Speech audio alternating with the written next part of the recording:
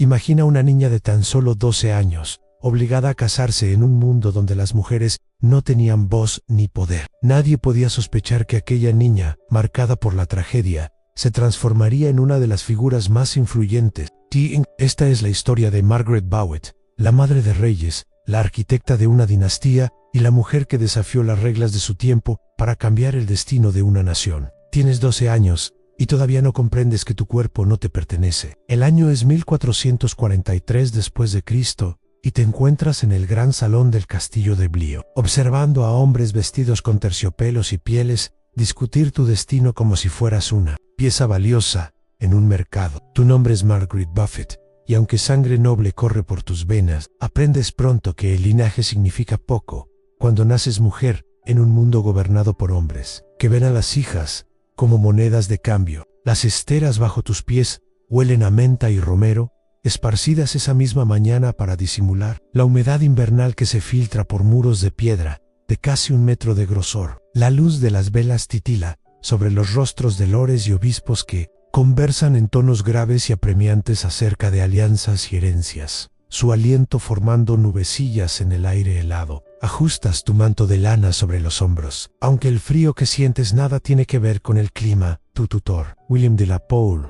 Duque de Suffolk, alza su mano enjollada hacia ti, el resplandor del fuego brillando en sus anillos. La muchacha aporta considerables dominios, afirma con voz de quien jamás dudó de su derecho a decidir sobre otros. Su herencia incluye tierras en Somerset, Devon y Dorset. Una alianza matrimonial asegura ahora esos bienes para nuestra causa. Quieres preguntar a qué causa se refiere, pero una niña de 12 años no interrumpe a hombres poderosos. En su lugar, clavas los ojos en John de la Pole, hijo del duque de Suffolk, quien será tu esposo antes de que acabe el mes. Apenas tiene 14, aún torpe de juventud, con manos demasiado grandes para sus muñecas. Te mira fugazmente y aparta la vista enseguida, como si tu sola presencia lo avergonzara. Antes de sumirse otra vez en la reunión donde se deciden destinos ajenos a sí, disfrutas descubriendo verdades ocultas de la historia. Considera apoyar con un me gusta y suscribirte para más relatos como este. Y comenta abajo desde dónde nos escuchas. Es asombroso que exploremos estas crónicas antiguas juntos, conectados a través del tiempo y el espacio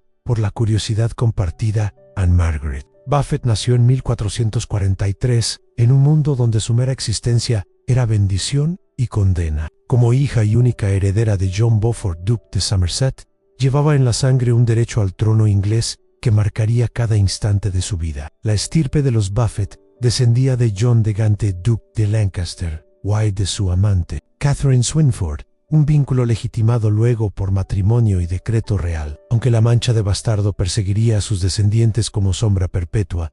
Cuando Margaret tenía apenas 6 meses, su padre murió, dejándola como una de las herederas más ricas de Inglaterra. En el siglo XV, esto no era un regalo, sino un peso. Los huérfanos adinerados se convertían en tutelados de la corona. Sus matrimonios eran dispuestos para servir los intereses políticos de quien ostentara el poder. La custodia de Margaret fue entregada a William de la Pole, un hombre que comprendía que controlar el matrimonio de una niña equivalía a controlar su fortuna. El gran salón donde hoy Condotia Acos, Pérmenes, Tipí, había presenciado incontables negociaciones.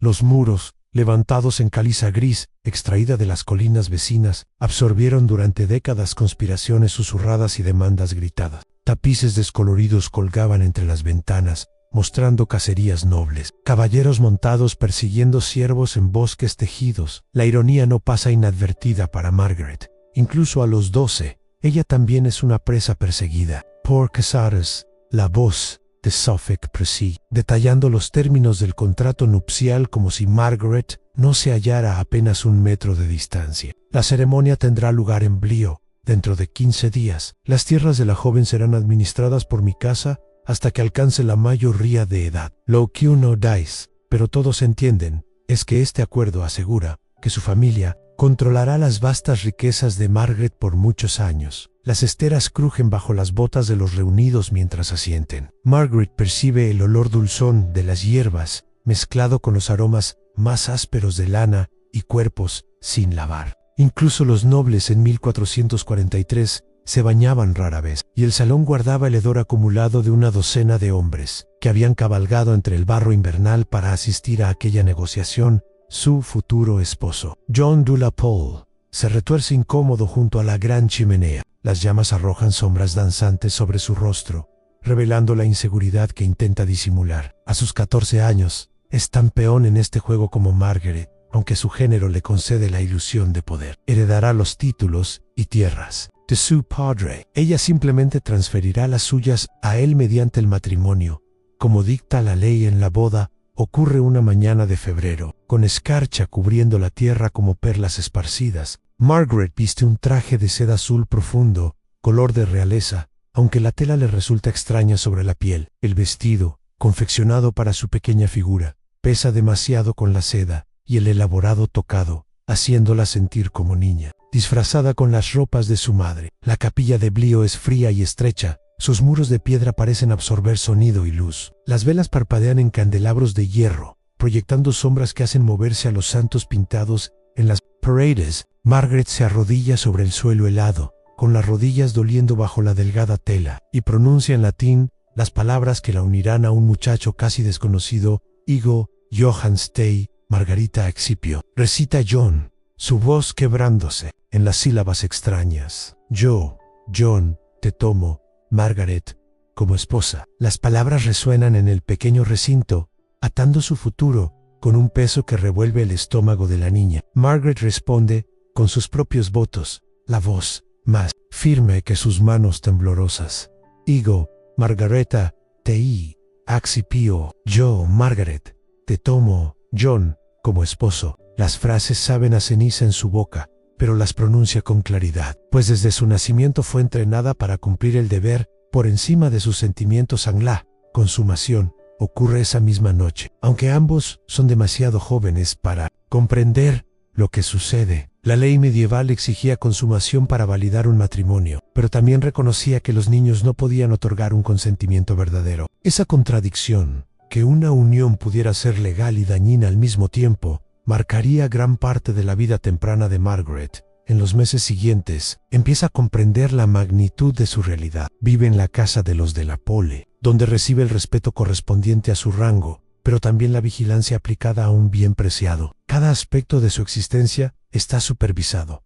No puede viajar sin permiso, no puede comunicarse con nadie fuera del hogar, no puede decidir sobre sus tierras ni sus rentas. La transformación de niña a mercancía política se percibe con claridad durante los banquetes en el gran salón. Margaret se sienta en la mesa principal junto a su joven esposo, llevando tocados elaborados y ricos tejidos que simbolizan su estatus, pero no se le permite hablar, salvo que alguien se dirija directamente a ella. Observa a los adultos discutir sobre campañas militares y alianzas políticas, siempre consciente de que su futuro depende de decisiones ajenas.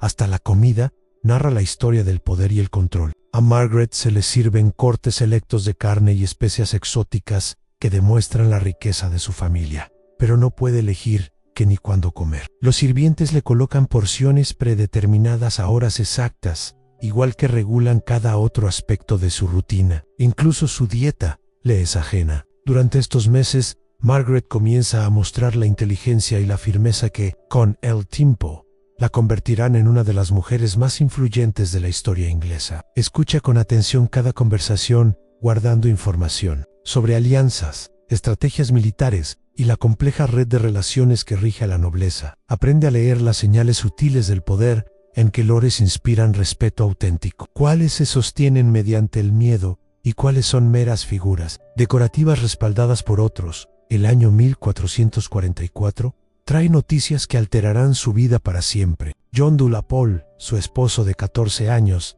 muere repentinamente de fiebre. Los registros oficiales no ofrecen detalles, solo indican que falleció en la residencia familiar de Suffolk. Margaret, con apenas 13 años, queda viuda, en una situación a la vez liberadora y aterradora. Según la ley inglesa, su matrimonio con John nunca se había consumado en el sentido legal, pues ambos eran demasiado jóvenes para que la unión se considerase plena. Esa circunstancia significaba que la herencia seguía siendo suya y no pasaba a la familia del difunto. Una vez más, se convertía en una de las herederas más ricas de Inglaterra y, nuevamente, estaba disponible para un nuevo matrimonio. La noticia de la muerte de John llega de una manera que revela la frialdad de su situación. Margaret está en el solar, la cámara privada donde las damas nobles pasan el día, trabajando en un paño bordado para un altar, bajo la mirada de sus acompañantes. La aguja en su mano dibuja puntadas diminutas y precisas con hilo de seda, un arte delicado que demuestra tanto su rango como su educación en las labores domésticas. Entonces William de la Pole entra sin ceremonia, su rostro grave, pero sus ojos calculadores. Tu esposo ha muerto, le anuncia sin afecto. La fiebre se lo llevó en la noche. La aguja de Margaret se detiene a mitad de la puntada, pero no levanta la mirada de su labor. Ha aprendido que mostrar emociones delante de hombres poderosos es peligroso, porque revela debilidad que puede ser usada en su contra. Ya veo, responde en voz baja, continuando su bordado con manos firmes. El hilo, de un dorado profundo, color de la realeza, se entrelaza en cada puntada que simboliza años de entrenamiento en las destrezas que se esperan de una dama. Margaret se ha vuelto experta en estas tareas minuciosas, igual que ha aprendido a mantener pensamientos y sentimientos bajo estricto control el sofá. La observa con la atención de un mercader que evalúa mercancía. Su compostura lo impresiona. En esa serenidad descubre la disciplina que hará de ella una pieza valiosa en futuras negociaciones. Una muchacha capaz de recibir la noticia de la muerte de su esposo sin lágrimas ni desmayo. Esa es una joven en la que se puede confiar para comportarse con corrección en cualquier situación política. Permanecerás en esta casa hasta que se dispongan nuevos arreglos, continúa Suffolk, con un tono que deja claro que tales arreglos se harán sin consultar los deseos de Margaret. Tu periodo de luto será observado, naturalmente, pero no se prolongará más de lo necesario. Margaret asiente. Comprendiendo la implicación Anne, su duelo durará exactamente lo que tarde Suffolk en negociar su siguiente matrimonio. Tiene 13 años, ya ha sido casada y enviudada, y está a punto de ser vendida otra vez para servir a los intereses políticos de hombres, que la consideran un activo valioso más que un ser humano.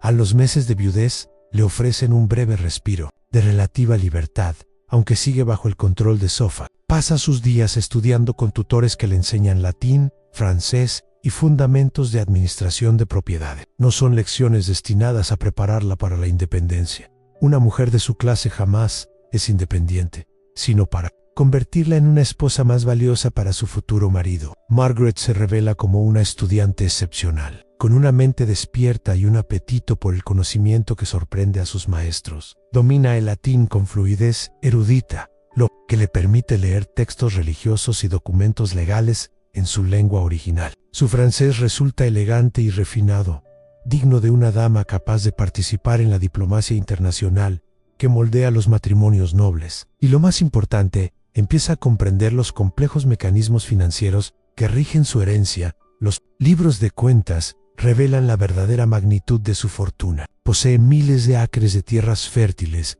que generan rentas anuales considerables. Sus dominios incluyen no solo campos agrícolas, sino también canteras de piedra, bosques de madera y derechos fluviales para molinos y pesquerías. El valor total de su herencia la convierte en una de las personas más ricas de Inglaterra, sin importar su género. Sin embargo, esa riqueza trae consigo un precio que Margaret empieza a percibir en cada acre. Cada libra de renta anual incrementa su valor. Como pieza de alianza política, su herencia está ligada a su propio cuerpo. Casarse con Margaret equivale a poseer sus tierras. Negarse al matrimonio significaría perderlo todo. Lo que su padre le dejó a la realidad se vuelve clara durante una conversación con su madre, Margaret Beauchamp, quien visita el castillo de Blio en la primavera de 1445. A madre e hija se sientan en el jardín de hierbas, donde las primeras flores brotan pese al frío persistente. Aquel espacio les ofrece un raro instante de intimidad,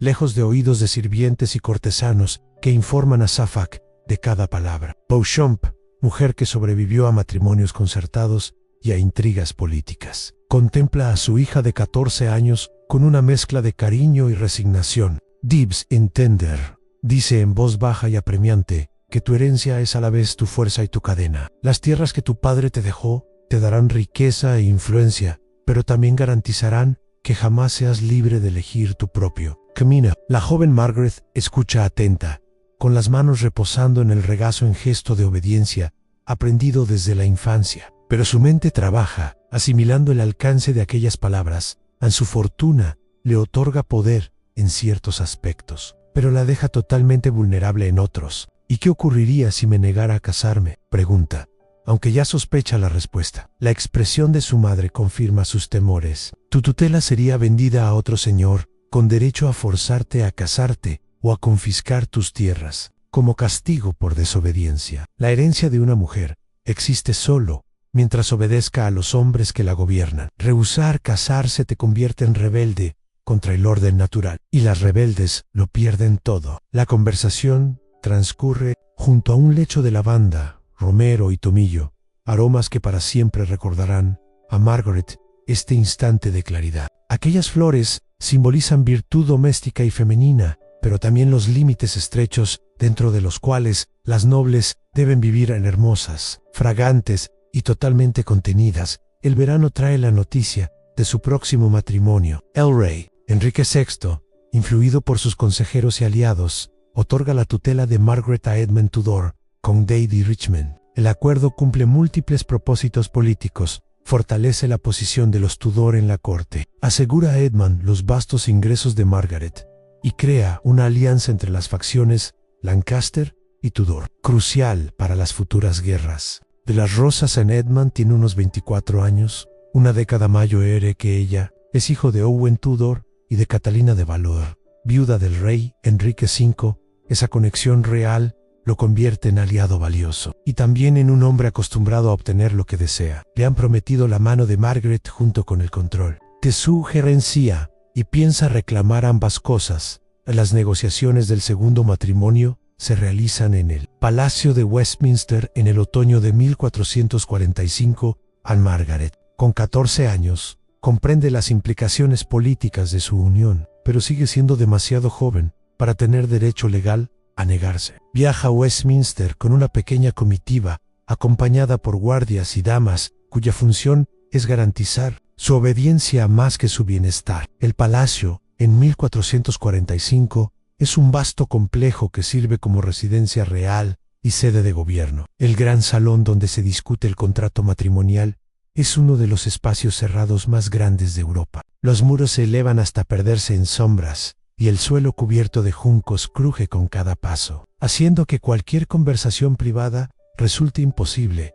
A Margaret permanece junto a una columna tallada con intrincados motivos, observando a los hombres que decidirán su futuro. Edmund Tudor es alto, de complexión fuerte, y con la seguridad de quien jamás dudó de su derecho a tomar lo que quiere. Habla con los consejeros del rey con familiaridad, discutiendo la herencia de Margaret como si ella no estuviera presente. Las tierras de la joven generarán ingresos considerables para nuestra casa, afirma con voz que resuena en el salón. Con una gestión adecuada, los bienes bastarán para mantener nuestra posición en la corte y financiar nuestras obligaciones. Millet la mira brevemente, evaluándola como quien valora un caballo prometedor. Joven, sana y rica, todo lo que un noble podría desear en una esposa. El rey Enrique VI, apenas de 24 años, y ya mostrando la fragilidad mental que precipitará la guerra civil, asiente su aprobación. Su respaldo convierte la boda en un mandato real, más que en un arreglo privado. Margaret no puede negarse sin cometer traición contra la corona. La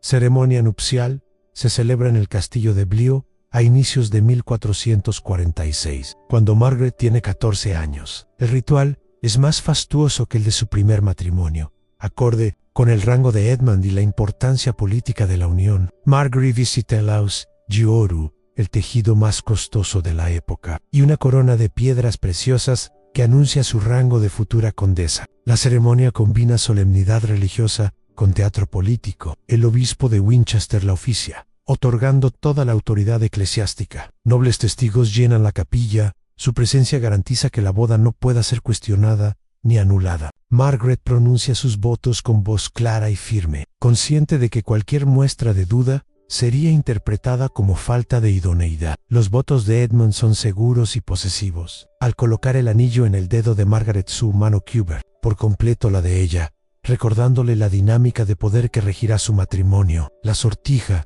de oro macizo engastado con un zafiro, es tan grande que pesa sobre la pequeña mano de la joven. la llevará toda su vida, un recordatorio constante de aquel instante en que su independencia fue entregada formalmente, la consumación del matrimonio. Ocurre esa misma noche. Esta vez no hay duda sobre la edad de los participantes. Anne Margaret, con 14, ya es considerada adulta, según los estándares medievales. Edmund, hombre experimentado, sabe perfectamente lo que reclama. El encuentro es breve, solemne y centrado en establecer la supremacía legal y física del marido. La adaptation de Margaret a su vida con Edmund Tudor revela las duras realidades del matrimonio en el siglo XV, incluso para las mujeres más ricas. Ahora es condesa de Richmond, título que le concede prestigio social, pero ningún poder real. Cada decisión sobre su vida, sus bienes y su futuro corresponde a Edmund, que ejerce su autoridad legal con la seguridad de quien nunca cuestionó su derecho a dominar. La residencia que establecen en el castillo de Caldecott, en Gales, refleja sus ambiciones políticas y su formación militar. Más fortaleza que palacio, erigida para la defensa antes que para la comodidad.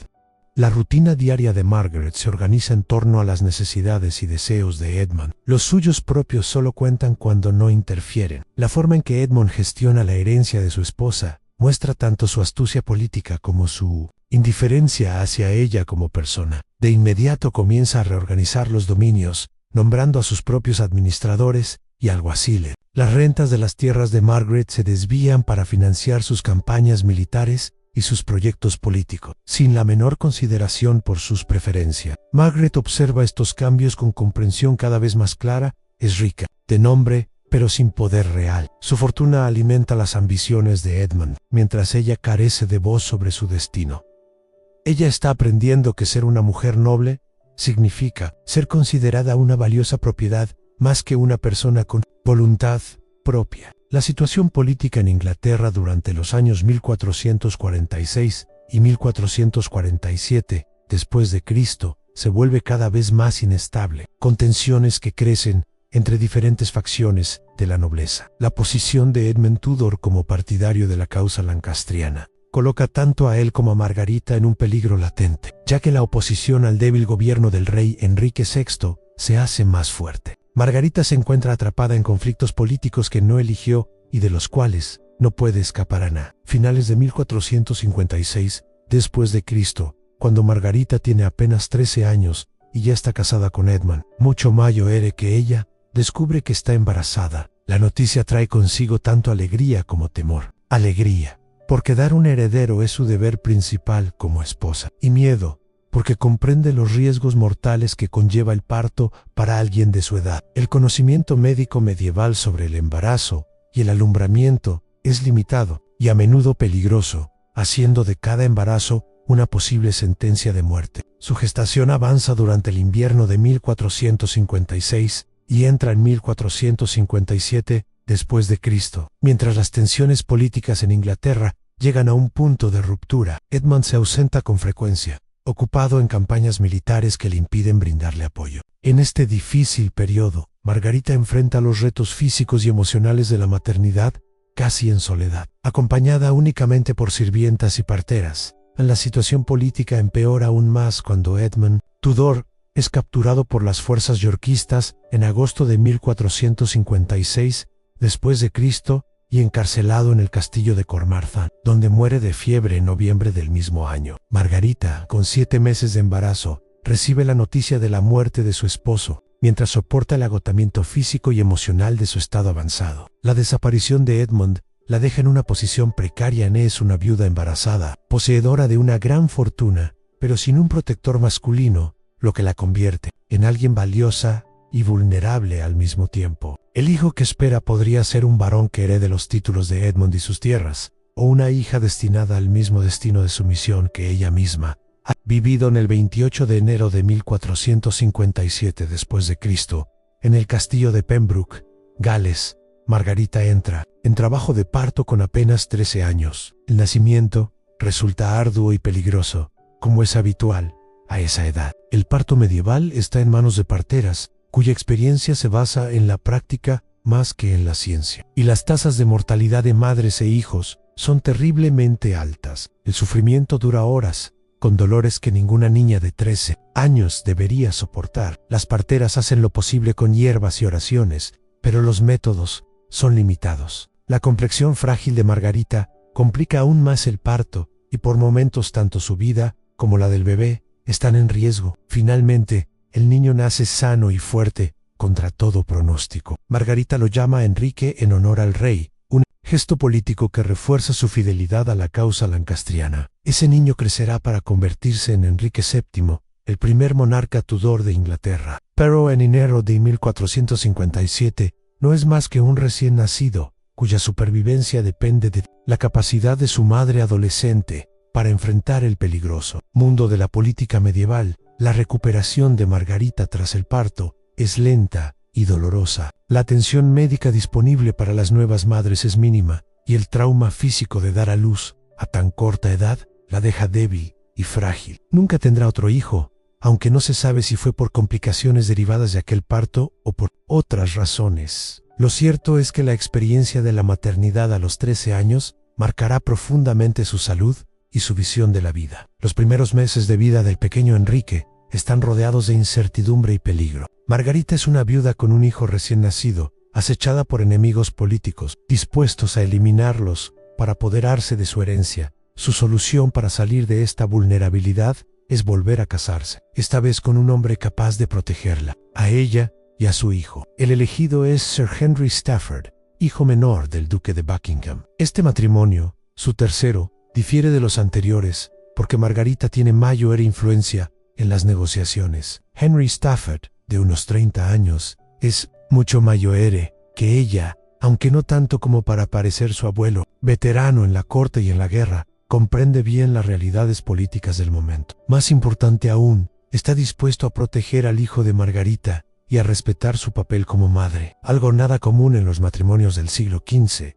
La boda se celebra en 1458 después de Cristo, cuando Margarita tiene 15 años. Es una ceremonia más discreta que las anteriores, reflejo de su nueva situación. Ya no es una doncella virgen intercambiada como moneda política, sino una viuda con un hijo en busca de seguridad. La relación con Stafford se convierte en la más estable y respetuosa de sus uniones. Él le brinda afecto genuino y un espacio donde desarrollar su intelecto y participar en asuntos políticos. Gracias a su protección, Margarita comienza a emerger como figura política propia y no solo como una pieza de propiedad valiosa a los años de matrimonio con Stafford. De 1458 a 1471 DC marcan un periodo de estabilidad en la vida personal de Margarita. Aunque Inglaterra se sumerge en la Guerra de las Dos Rosas, ella aprovecha esa estabilidad para cultivar habilidades políticas y forjar una red de alianzas que con el tiempo ayudarán a su hijo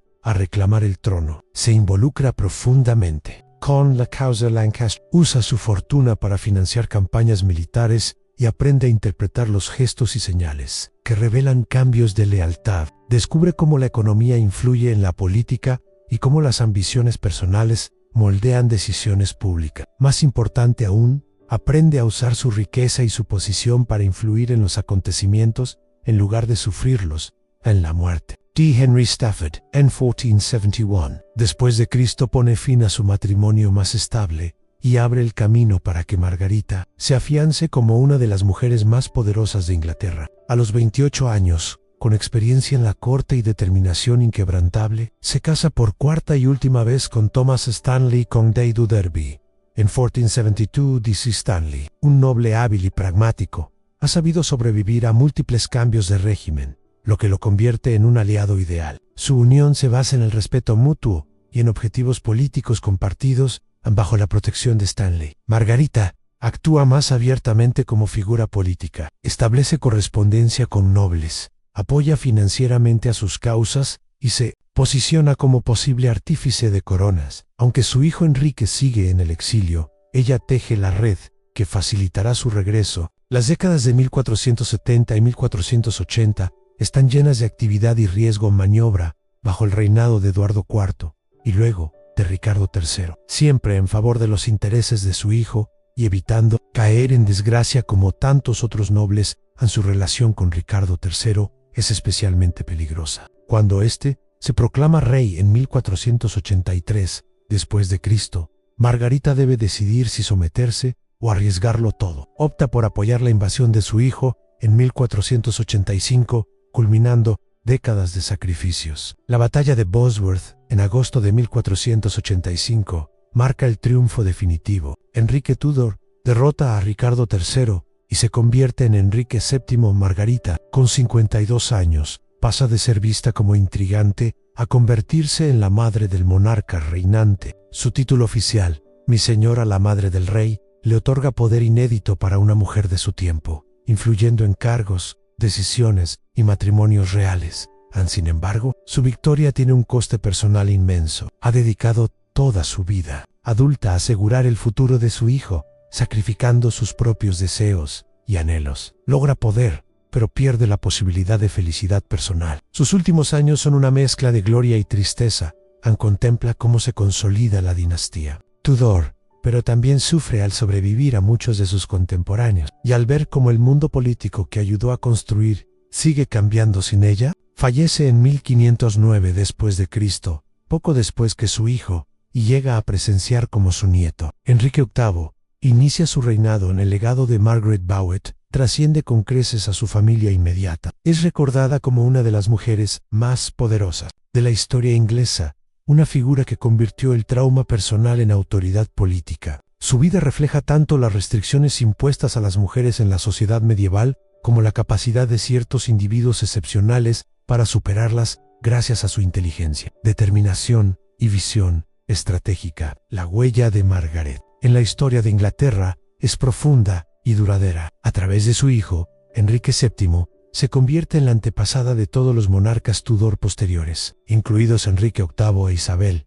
y en su talento político y su pensamiento estratégico. Sentaron las bases de una de las dinastías más influyentes y exitosas de la historia inglesa.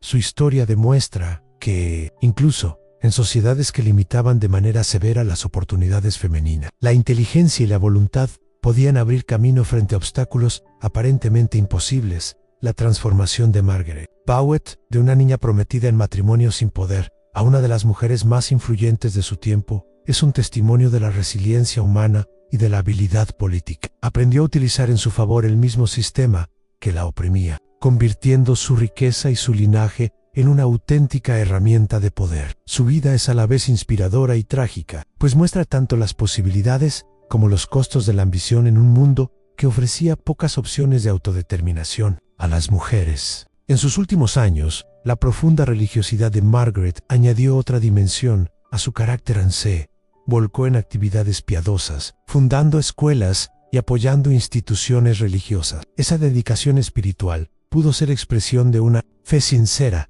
pero también una forma de penitencia por los compromisos políticos que había debido asumir. Al mismo tiempo, su religiosidad le otorgó mayor prestigio y abrió nuevas vías para reforzar su influencia. La complejidad de su carácter se refleja con claridad en la relación con su hijo Enrique VII. Lo amaba profundamente y había sacrificado todo por su éxito, pero al mismo tiempo lo veía como la culminación de sus ambiciones políticas. Su vínculo era a la vez afectuoso y estratégico, mostrando cómo lo personal y lo político se entrelazaban en la vida de los nobles medievales. La historia de Margaret también ilumina el contexto social y político de la Inglaterra del siglo XV. Sus experiencias son espejo de la inestabilidad y la violencia de la Guerra de las Dos Rosas, del papel de los matrimonios como alianzas y de la manera en que las mujeres podían ejercer cierta influencia, pese a las fuertes restricciones legales y sociales. Los abundantes documentos sobre su vida, cartas, registros financieros y testimonios de contemporáneos,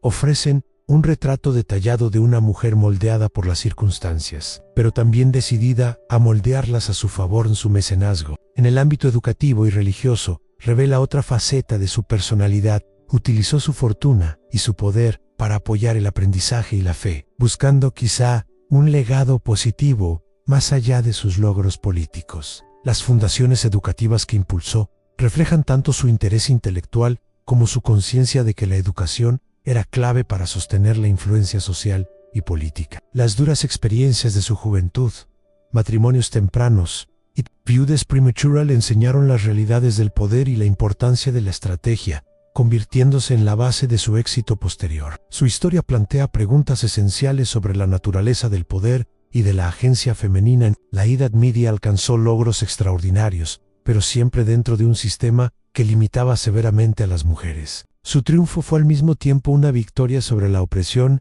y una adaptación a ella, mostrando la compleja negociación que exigía sobrevivir y prosperar en sociedades jerárquicas. El perfil psicológico de Margaret resulta fascinante. Una determinación inquebrantable y una gran capacidad de resistencia, pero también la disposición a sacrificar su felicidad personal en nombre de objetivos políticos. Aunque su vida emocional queda en gran parte oculta, sus actos sugieren tanto un profundo amor por su hijo como una férrea voluntad de asegurar su futuro. También cultivó relaciones con otras damas nobles, creando redes de apoyo mutuo que eran al mismo tiempo vínculos personales y oportunidades políticas. Su habilidad para administrar con inteligencia la riqueza heredada muestra cómo comprendía la estrecha relación entre el poder económico y el político. La historia de Margaret sigue resonando en debates contemporáneos sobre el papel de las mujeres en la política y en la sociedad. Sus experiencias ilustran los enormes obstáculos que enfrentaban en sistemas dominados por hombres y la manera en que, con inteligencia y estrategia, algunas lograban superarlos. En sus últimos años, su compromiso religioso y sus obras de caridad mostraron su deseo de dejar un legado espiritual, quizás también como compensación por los compromisos de su carrera política. Su influencia incluso trascendió a su familia directa, dejando huella en la organización de la monarquía inglesa y en la concepción misma de la autoridad real durante generaciones.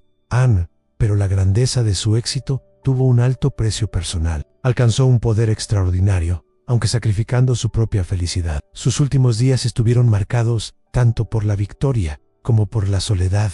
Había asegurado el trono para su hijo, pero sobrevivió a la mayoría de sus contemporáneos y quedó cada vez más aislada del mundo político que ella misma había forjado. Su muerte en 1509 puso fin a una era y abrió una nueva etapa en la historia de Inglaterra. El recuerdo de Margaret Bowen nos recuerda la compleja relación entre la voluntad individual y las limitaciones sociales. Su vida inspira, pero también advierte sobre los costos de la ambición en sistemas restrictivos hoy. Al situarte en la penumbra de la abadía de Westminster, contemplas la tumba de Margaret Bowen. Su efigie de bronce la muestra con vestiduras nobles, las manos juntas en oración y el rostro sereno, pero la piedra no puede reflejar el fuego que la impulsó. Aquella niña obligada a casarse a los 12 y madre a los 13, se convirtió en madre de reyes, fundadora de una dinastía y arquitecta de su propio destino. Aprendió a jugar el juego del poder con quienes creían dominarla, hasta que terminó por dominarlos a ellos, en un mundo que exigía silencio y sumisión. Margaret encontró su voz y la usó para cambiar el rumbo de la historia. Su eco atraviesa los siglos, la prueba de que incluso los más indefensos pueden apropiarse de su destino. La niña rota se reconstruyó como una mujer de acero, transformando el dolor en propósito y la herida en victoria. Aquella joven de 12 años que callaba mientras otros decidían su futuro, se convirtió en la mujer que decidió el futuro de Inglaterra. Gracias por acompañarme en este viaje a través de la historia. Si esta narración te inspiró y te emocionó, no olvides dejar tu me gusta, suscribirte al canal y activar la campanita para no perderte las próximas historias. Tu apoyo es lo que mantiene viva esta pasión por compartir el pasado. Hasta la próxima.